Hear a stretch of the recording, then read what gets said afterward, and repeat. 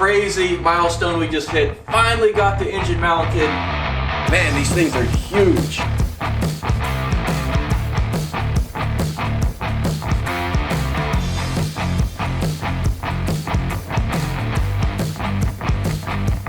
I'm starting off this year with the hardest and most challenging build yet. This is a full-size trophy truck I'm building in my tiny one-car garage. I'm not gonna lie, I have like $8,000 in it. I'm looking to get it done for under $30,000 though. And if you look up the cost of these, race ready is about $500,000 for a legit one. Bottom end is $100,000. So right off the bat, it's an impossible challenge. Where am I gonna get 30 bands from? I don't know, but that's where I need your help. Guys, I want to expand my channel and grow my channel, and I can't do it without you guys. So even just leaving likes and comments goes a long way. But more specifically, I'm looking for coaches, mentors, and investors, people that can teach me how to get to the next level. Even if you have like an old build that you want to donate to the channel, something that you've given up on, please ring my line. Maybe you have a line of products you want to sponsor, like shocks. Yeah, let's go ahead and get into this build. I just needed to get that off my chest. So thank you for watching. 2026 is gonna be crazy. Picked up this Ford 9-inch housing. I've never done 4-link before, so I have no clue what I'm doing, but it shouldn't be too hard. So Iron Rock Off-Road was kind enough to send me this universal truss kit. You can basically trim it up to any style rear housing you have, and then mount your 4-link brackets up top to it or at the bottom. So huge shout out to Iron Rock Off-Road. They carry many off-road products, especially for Jeeps. Definitely check their page out. And here I'm just trimming the back half so it can fit the pumpkin. I think that's what it's called. And then we're gonna start working on mounting up the brackets.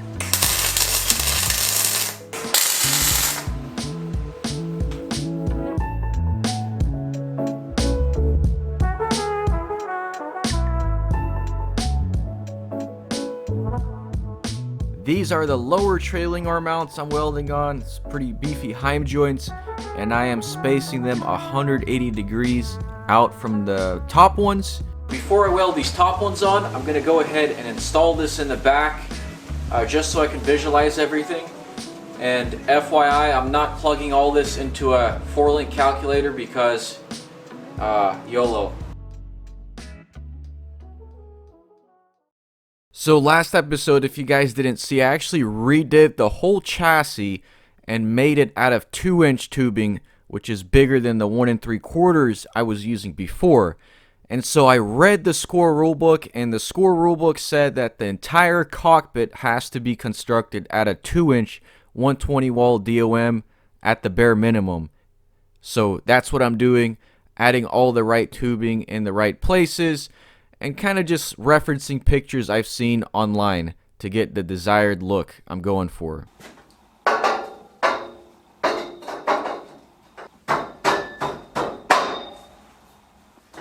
Over the past 7 years of running this YouTube channel, there's been a lot of financial stress for me, especially when I ran into the house.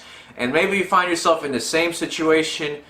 You're just financially burdened, lots of stress, can't pay off your loans. Well, PDS Debt is here to help. They've got personalized solutions for your debt, whether it's medical debt, credit card, personal loans, or collections. There's no minimum credit score required. They're here to save you money, to put it back in your pockets where it belongs, and to help you pay off your debts fast. PDS Debt is A+ rated by Better Business Bureau, has thousands of 5-star reviews, and has helped hundreds of thousands of people get out of their debt. So now for any future financial stress to come, I know that PDS Debt has my back. So don't wait until debt forces you off the road. You're 30 seconds away from becoming debt-free. Get your free assessment now and find your best option at pdsdebt.com/Vasily. That's pdsdebt.com/Vasily. It'll be the first link in the description. Check it out. Alright, so we have our spindles here, which use F-150 hubs. And we got to go ahead and finish them. So I ordered 2 pieces of this 1/4-inch thick pipe DOM tube. And so this is going to get welded right there to the spindle to add a lot of strength in this direction. And then that also gives us a place to mount our heim joint down here.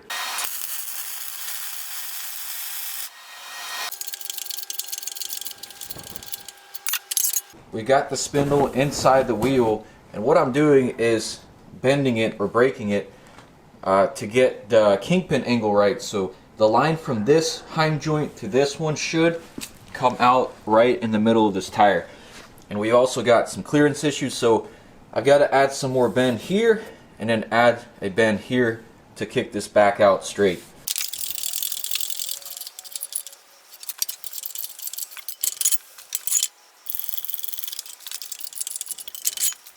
Alright, so now that we got our cardboard template cut out with the right kingpin angle, we're going to go ahead and upload this file to Send Cut Send, and we should have a steel part in a matter of a couple days. So just like that, we got our Send Cut Send plates in, so we could start boxing these up.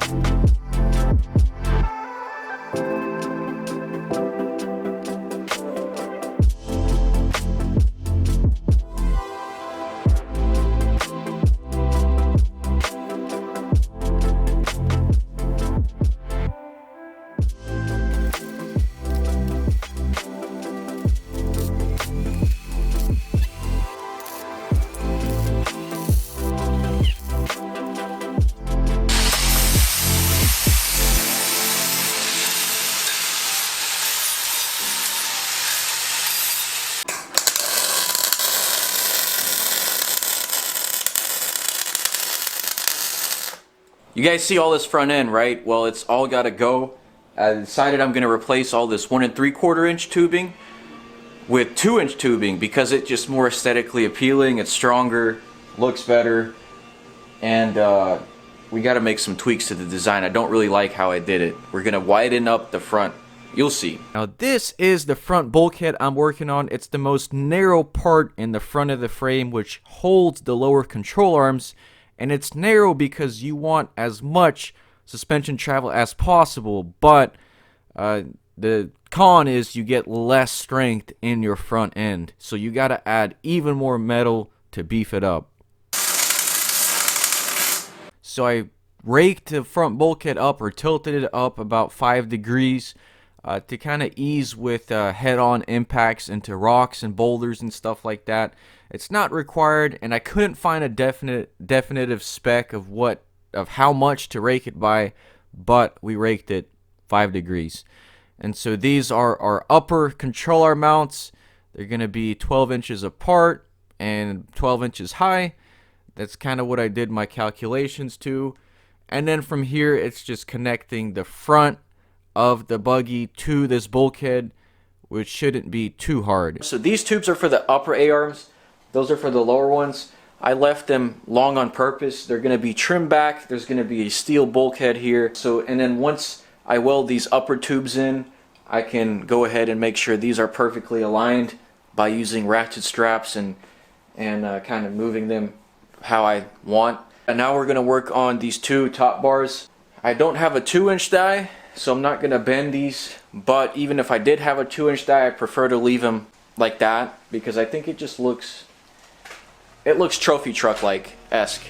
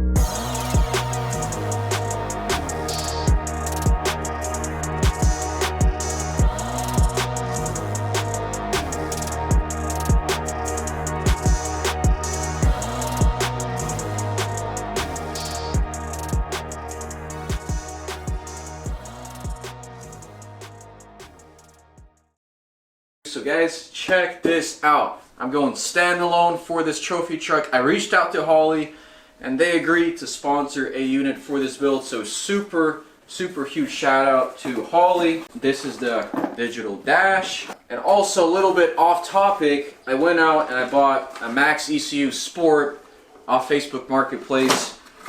This is close to $5,000 in standalone ECUs and harnesses.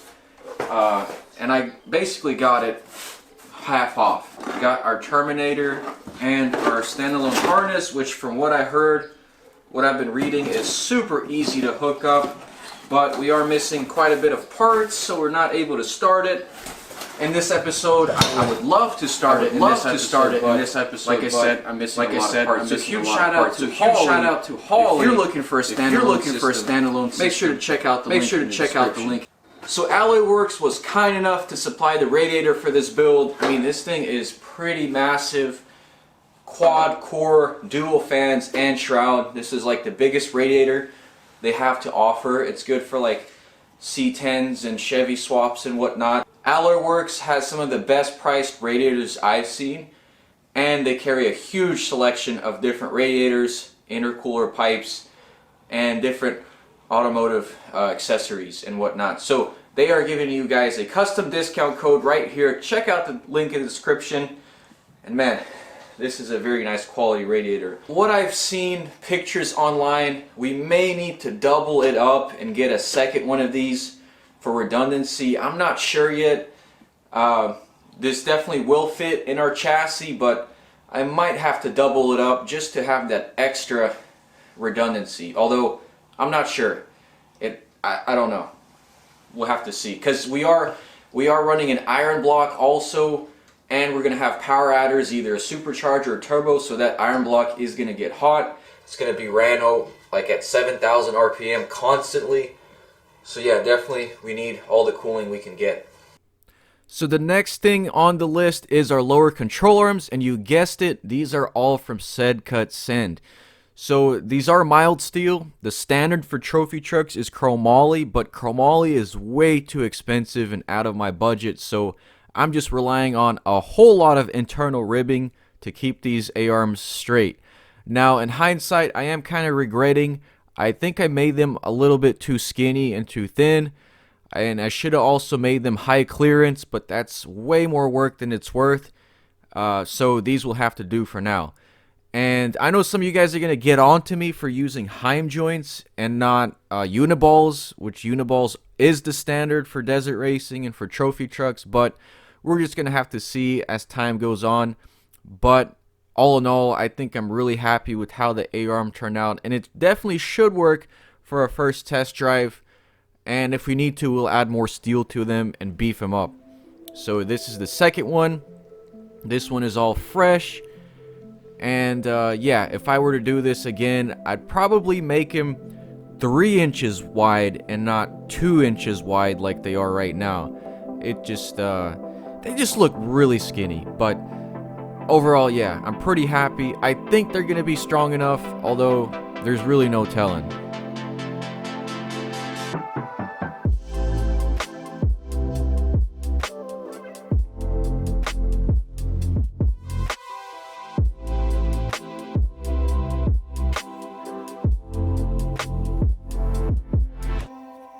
Man, these things are huge. Huge. I hope they're going to be strong enough. I know some of you guys are not going to like the Heim joints and say I should have went with uniballs. And I probably will upgrade to uniballs later down the line if the Heim joints ever fail, but I don't know if that's going to happen. So yeah, we've got both of them finished. We're going to go ahead and install them on the truck. And yeah, super excited.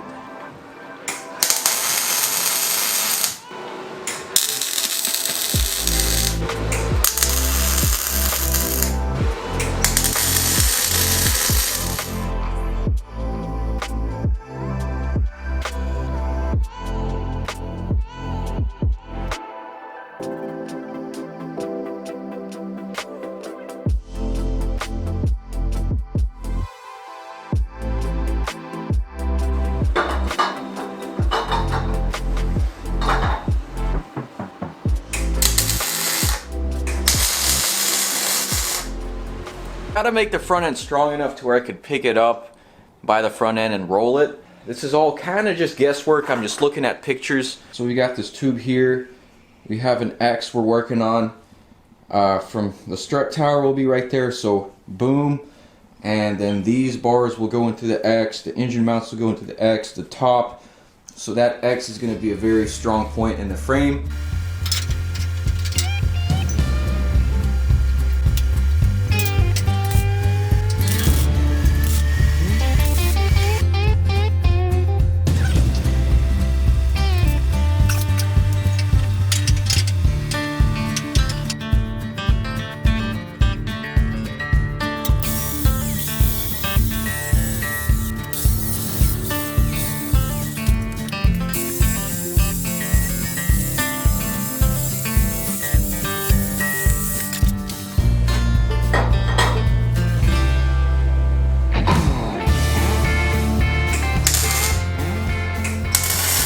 Alright, so my dad helped me get the motor in there in its place where it should be, and I've got this extremely fortified section of the frame right here. 1, 2, 3, 4, 5, 6 tubes, and then there's going to be a 7th one and an 8th one, so I got to make this frame as strong as possible. So what I'm working on now is this down tube right here, and I just needed to get the engine in place to see how much room I have to work with right there, and then we could go ahead and just solid mount the engine.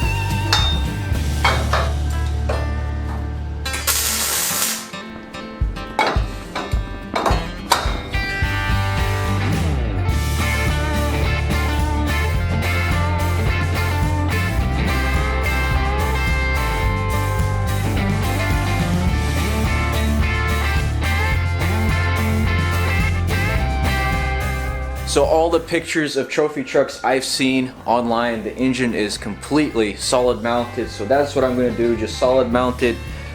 And then also I've got to go ahead and also I've got to install our Turbo 400, kind of figure out and visualize what angle it needs to be in. So overall, super happy with the progress on this truck.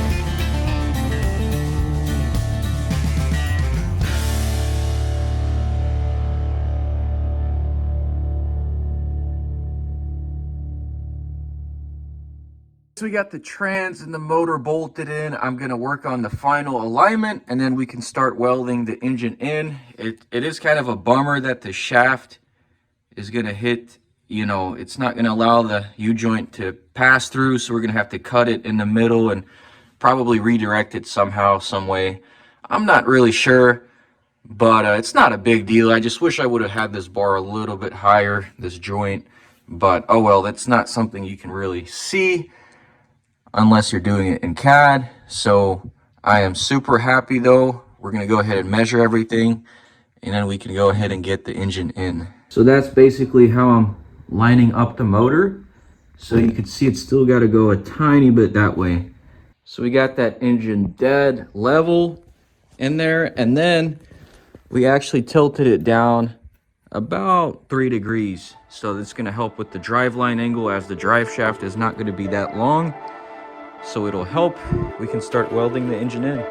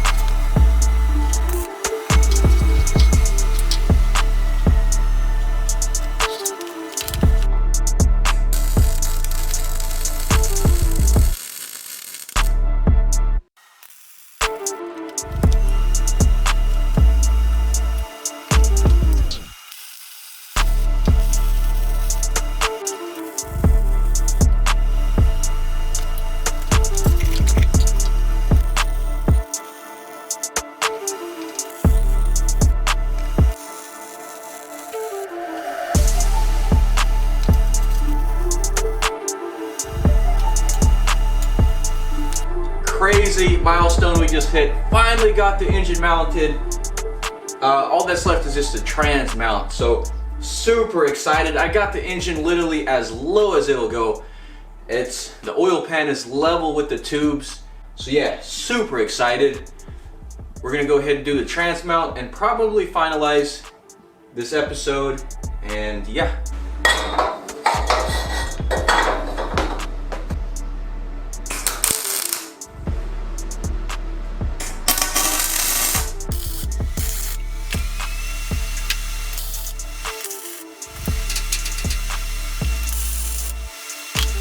So now that the front end and engine is mounted, I can finally take this thing off the 3D printed fixtures. Crazy huge milestone. We're gonna go ahead and lift this thing up. Oh man, this thing is not light.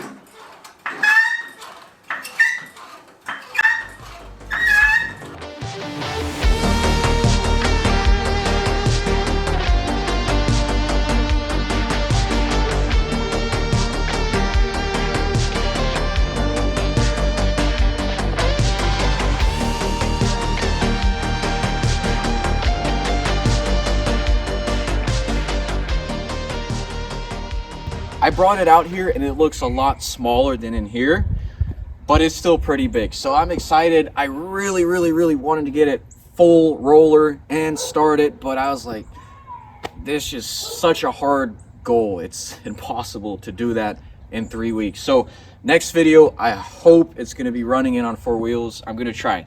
So huge thanks to our sponsors, Rock Tricks for these beautiful bead locks, and then Rough Country for these mud terrain tires. Man, they look amazing. They really knocked it out of the park.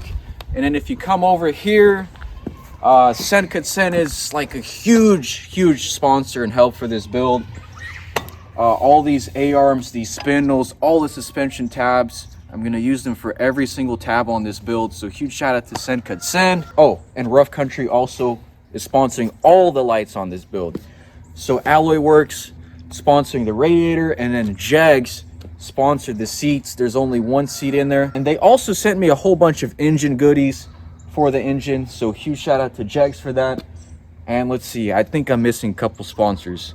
HTP Welders. Oh yeah, and I forgot, huge shout out to Brunt for being my work boot sponsor. No Heim joint sponsors, unfortunately. Shock sponsors, where are you at? Please hit my line. I need some shock sponsors.